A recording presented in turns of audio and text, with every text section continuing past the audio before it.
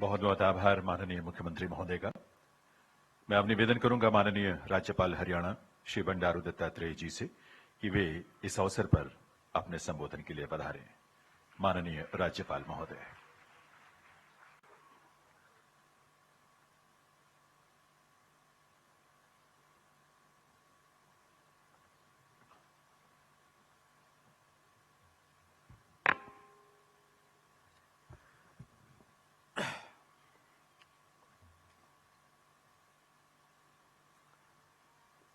भारत की राष्ट्रपति महामहिम माननीय श्रीमती द्रौपदी मुर्मू जी,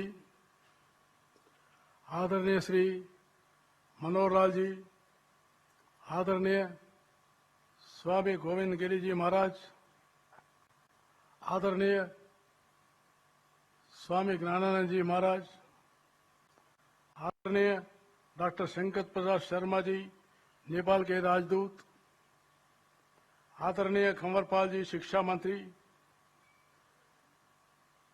आदरणीय श्री नायब सिंह सेठ संसद, आदरणीय श्री सुभाष सुधा जी, श्री सोमनाथ सचदेव जी और हमारे मंत्री संदीप सिंह जी, सांसद रतनलाल कटारिया जी और उपस्थित विद्वज्जन, विशारद, मनीषी, गणमान्य महानुभाव, प्रिय छात्रों, भाइयों और बहनों, मीडिया के बंधुओं,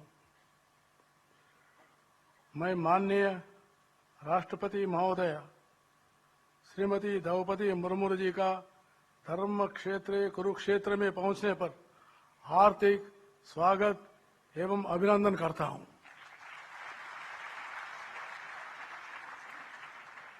माननीय महोदय द्वारा अंतर्राष्ट्रीय गीता महोत्सव का उद्घाटन करने पर समस्त प्रदेशवासियों को हार्दिक बधाई देता हूं। महोदय, भारतीय संस्कृति के इस बड़े महोत्सव का आपके करकमलों से आरंभ होने से इसकी गरिमा कई गुना बढ़ी है। इसके लिए मैं और एक बार अभिनंदन करना चाहता हूं। आपने यहाँ कुरुक्षेत्र विश्वविद्यालय में श्री भगवद गीता के परिप्रेक्ष्य में विश्व शांति एवं सद्भाव विषय पर आयोजित सेमिनार का शुभारंभ करने के जो अनुकंपा की है, इसके लिए मैं आपको कोटि कोटि धन्यवाद और बधाई देता हूं। श्रीमद् भगवद गीता, जिसे सम्मान से गीतोपनिषद भी कहा जाता है, भारतीय धर्म, दर्शन और आध्यात्म का सार है। जो वेद ज्ञान नहीं पढ़ सकते, दर्शन और उपनिषद का स्वाध्याय नहीं कर सकते, भगवद गीता उनके लिए अतुल्य संबल है।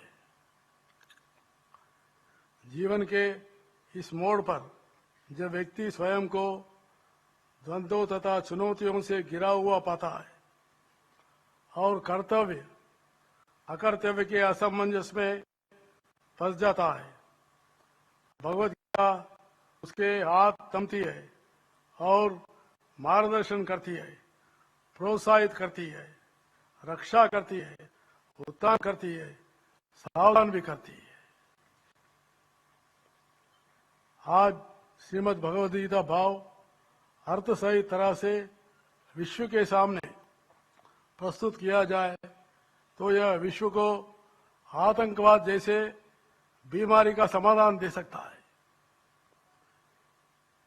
गीता में भगवान कृष्ण जी ने कहा था, अद्वेष्टा सर्वभूतानां मैत्र करुण एव च निर्ममो निरहंकार समदुःख सुखक्षमे संतुष्ट सततम योगी हितात्मा दृढ़ निश्चय। यानी जो इसमें भाव है, अद्वेष्टा सर्वभूतानां, केवल मानव ही नहीं सभी प्राणियों को प्रेम करो। केवल मानव को नहीं, जीव जंतु पशु सभी को भी जो है करुणा दया करो, वही जो विश्व शांति बनती है। ये जो संदेश गीता में दिया गया है, तो इसलिए आज इस अर्थात इसमें और भी कहा गया है, संतुष्ट सततम योगी हितात्मा दृढ़ निश्चय, यानी कभी भी जो है सुख में दुख में और किसी भी स्थिति में आप जो है दृढ़ निश्चय रहिए। वो दृढ़ निश्चय से ही, वो कर्तव्य से ही आप आगे बढ़ेंगे। वैसे ही लोग योगी कहा जाता है।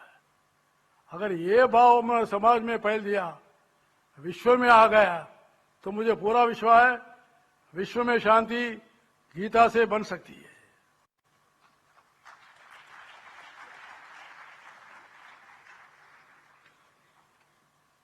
विश्व की सभी संस्कृतियों का जीवन किसी न किसी दर्शन पर आधारित है।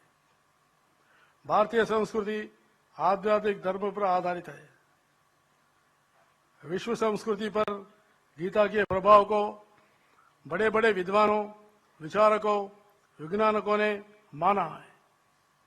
जैसे जर्मन के महान वैज्ञानिक अल्बर्ट आइंस्टाइन ने कहा कि जब मैं गीता पढ़ता हूं तो जो असीम आनंद की प्राप्ति होती है वह किसी भी किताब में नहीं मिलता है, वो मुझे गीता में ही मिलता है।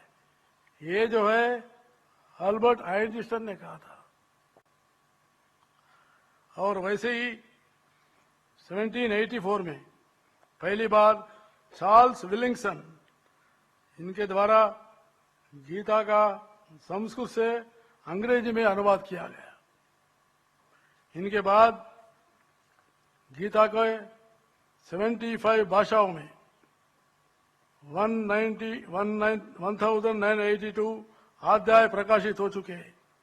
यह गीता की विश्वव्यापी स्वीकृति को प्रमाणित करता है।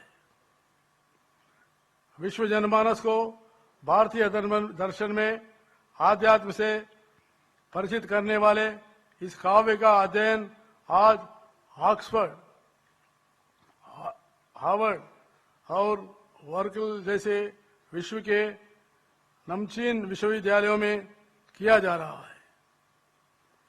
इस प्रामाणिकता से यह सिद्ध होता है पूरे विश्व साहित्य में भगवद गीता के समान ऊंचा और प्रेरक ग्रंथ कोई नहीं है। गीता किसी एक मजहब का ग्रंथ नहीं है। गीता जो है हर मानवता का, मनुष्य को कर्तव्य बनाता है, जिसमें जो है प्रेरणा देती है, जान फूंकती है। और गीता एक मजहब का नहीं है। ये अपने हिंदुस्तान में सभी लोगों को नहीं, विश्व में बताना पड़ेगा। गीता एक मजहब का नहीं हो सकता।